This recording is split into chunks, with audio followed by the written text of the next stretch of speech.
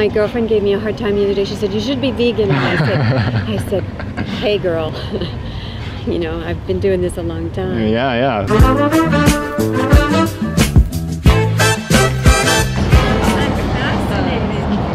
All by yourself. That's right. Yep, all by my lonesome.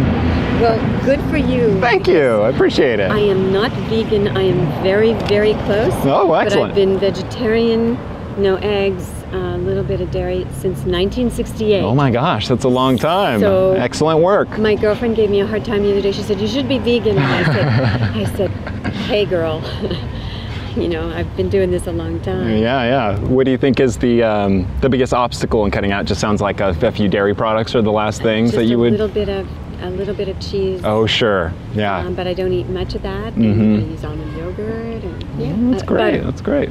Okay, yeah.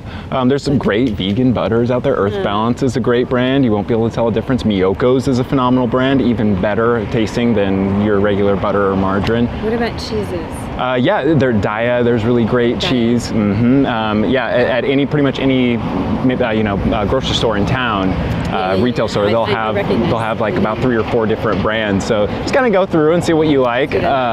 There's so many great ones out there. Miyoko's also makes cheese. They sell that at New Earth. That's probably the best, the closest to the top of the line quality, like Gouda and all the really high quality fancy cheeses. If you're looking for something like that, Miyoko's is a great brand. They have that at New Earth. My naturopathic doctor says that I'm type O and I should be eating meat, fish, you know, that type O, if that's what the diet is.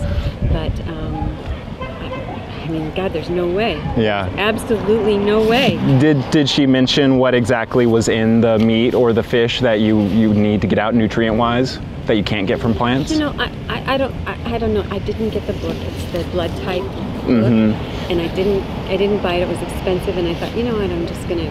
I got lists off the internet, and you know, vegetables and fruits and grains and things that I. That's great that you're doing your research. That's great. Stay away from, but I'm not gonna. I do it for spiritual reasons. I mean, okay. And now I would do it for this reason. The science is in. You know, the verdict is back. There's no debating. It seems like the leading cause by far of, you know, deforestation, desertification, ocean dead zones, water waste, climate change, species extinction. All of it is rooted in the animal agriculture industry. Oh, yeah. So yeah. I don't know how people can do it. I don't know how they can do it. I don't. The other thing about cheese that's really interesting, it's by far the hardest thing for people to quit. Is it really? Yeah, because, no, you're not alone, you're not alone. It's the most condensed version of dairy, so it has the most condensed chemicals in it.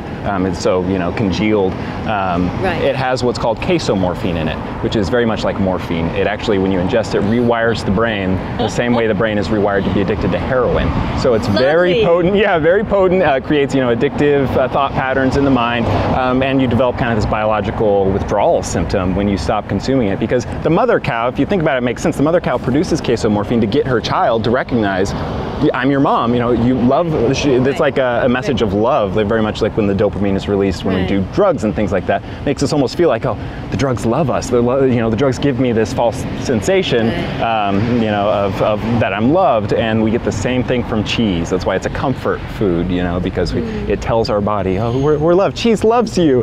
But we're not baby cows, so it's kind of weird that we take that from another species' children, and the children get their throats cut, you know. I was allergic to milk, to even mother's milk when I was born. Oh, I had interesting. Soy milk, but my mother used to say, I grew up on goats, a little bit of goat's milk when I could have it, but carrot juice, and I was real lucky to grow up that way with a mom all those thousands of years ago. But she used to say, cow's milk is for cats. Very smart. Yeah. It's amazing how many of us don't really make that connection. We just kind of go with the flow, and we keep consuming whatever we were raised consuming. So you're just out here all by yourself? Yep. Yeah, I am today. Sometimes we'll do, I work with Anonymous for the Voiceless. We didn't have any volunteers that were able to make it today, but usually once a month we'll set up a demonstration called the Cube of Truth, where we stand and we show signs. Each of us will be holding monitors showing people where the food comes from, and then we ask people, you know, hey, are you against animal abuse? And would you consider not funding this anymore? If people saw how animals were treated, I think some people would stop at least. Oh, absolutely. Absolutely. You know, that's 9 out of 10 people statistically don't endorse animal abuse or violence of any kind, needless violence at least, unless it's in self-defense. And we don't have to pay for these animals to be slaughtered because we're defending ourselves. We do it because of our taste buds. Did you hear about Trump in India? No. He took his own chef because they were going to feed them vegetarian food. Oh my goodness. And he took his own chef and brought their own meat and everything. How insulting to them. My goodness. I could not, he couldn't be vegetarian. Par for the course for Trump, you know. What is he going to do next? Such an embarrassment. He's going to be gone, right? That's right, that's right. Yep, not long now.